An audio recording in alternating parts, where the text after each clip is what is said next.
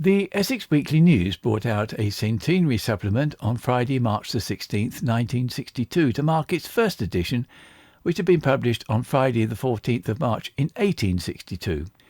It was retitled the Chelmsford Weekly News in the 70s and then rebranded in June 2017 as the Chelmsford and Mid-Essex Times. Like many local papers, it no longer publishes printed editions, but is on social media.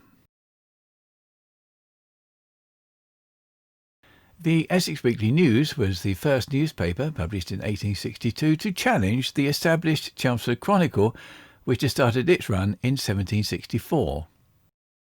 It had its office in one of Chelmsford's few survivals from the Georgian heyday of domestic architecture. It was once known as the Mansion House and served as the assize judge's lodgings. There's also a watercolour by A.B. Bamford of 26 High Street in 1906.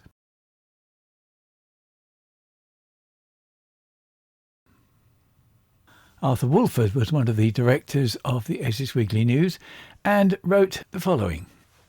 As one of the 6 now on the retirement list of the Essex Weekly News who were present at the Golden Jubilee celebrations in March 1912, my mind goes back over the years with considerable interest at the length of service of some of the members of staff.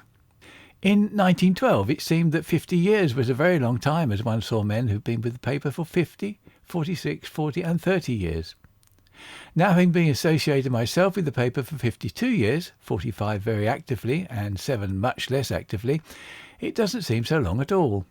Incidentally, it is of interest to recall that over the 100 years, 9 employees have received gifts from the company on completing 50 years of service. 2 went on for over 60 years. Still on the pension list of the company is Mr. George Sanders, who entered their employ in 1891, the year before the founder died.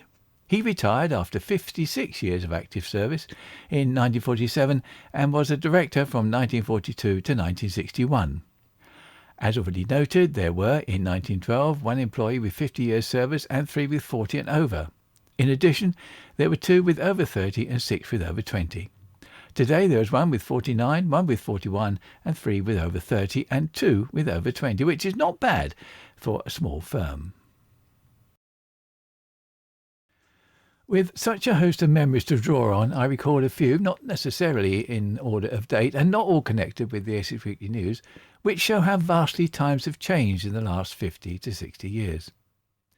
Perhaps it might be called the wheels of time, as transport seems to have crept in a good deal. There were very few motor vehicles in the early part of those years, and I remember the first motor mail vans. These followed the horse-drawn vehicles on the run from Rochford to Chelmsford, which I used to meet as I was cycling home in the country from work late on a Thursday night, or, as often happened, and there had been a breakdown, at the side of the road. Every Thursday night, too, I used to meet John Simmons, a carrier from Danbury, with his covered horse van on his way to London, and on Saturday morning I would again see him on his return journey.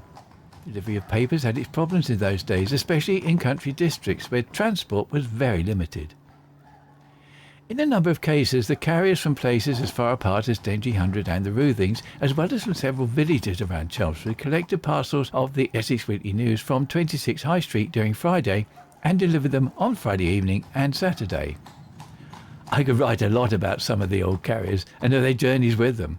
What a place for gossip a carrier's cart was, and what extraordinary memories these men had. Other parcels were collected from the nearest railway station and reached newsagents by various means, including the milk car on its return to the farm after taking the morning milk to the station, and what distances the country newsagents cycled, in some cases even walked. The owner of a motorcycle and sidecar was a man much envied by his fellows.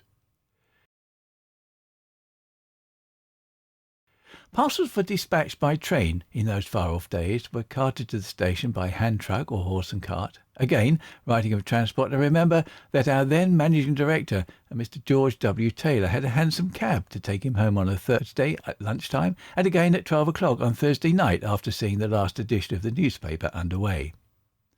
The cab came from Fred Young at the Plough in Duke Street, or from Joe Wilson, who had his stables in Tyndall Square. At the weekend, a number of Joe's horses were hired by the local battery of the Territorial Royal Horse Artillery for riding practice in one of Mr. Robert Curry's fields in Lady Lane, now built over.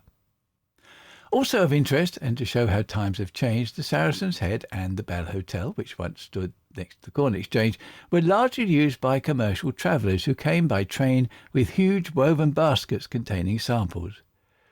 Both had their own conveyance to meet the trains. The Bell had one horse and the Saracen's Head had two.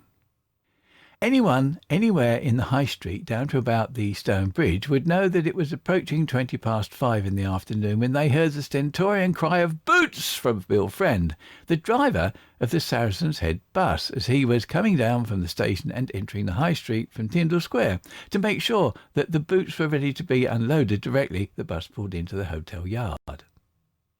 The town porters made a bob or two with their hand trucks carting the baskets to shops and later in the day back to the hotel or to the railway station. Transport too brings memories of the rail strikes of 1919 and 1921 and the general strike of 1926. Motor vehicles were more common then than pre-war, and north, south, east and west they went on these occasions with the current week's paper, and in the general strikes with special limited editions too. The staff in all departments had decided, with one exception, to keep working, and the Essex Weekly News was distributed to over 300 newsagents in Essex and London with as little delay as possible. I remember in 1919 leaving Chelmsford at 6 o'clock on a Friday morning with a motor van to superintend the delivery of papers from Chelmsford to the principal places to and in London, and finishing up at about 6 o'clock at night. An incident that comes to mind is the experience of one of our staff in 1926 while taking papers by car along the Thames side. He was uncertain as to what reception he would get from the pickets on the way, as a day or two earlier, before transport from another paper had been stopped, the papers taken out and destroyed. Sure enough, he was stopped and questioned, but the chief of the pickets, on hearing that he was carrying the Essex Weekly News, called out, "He can go on, that paper reports us fairly." A different memory of transport is one of the early days of aeroplanes in 1912, when Mr. Graham White, a great pioneer of flying, landed in the grounds of Highlands at Whitford, then occupied by Sir Daniel Gooch, on the occasion of a Conservative fete. Mr. White was married at Whitford Church the following day. You'll have seen many of the adverts which used to appear in the paper coming up on the screen during this programme. The last page shows one from Eastern Automobiles. They'd advertised in the paper for almost 50 years. And of course some of the names have disappeared, like Standard Triumph and Rover. Land Rover, of course, still very well known. And in those days they had an office and a sales department, service department, a spares department, and of course a sales department. And they could also store 200 vehicles on the site. Just one of the advertisers that was seen regularly in the old Essex Weekly News. This is John Rhodes with CRH News.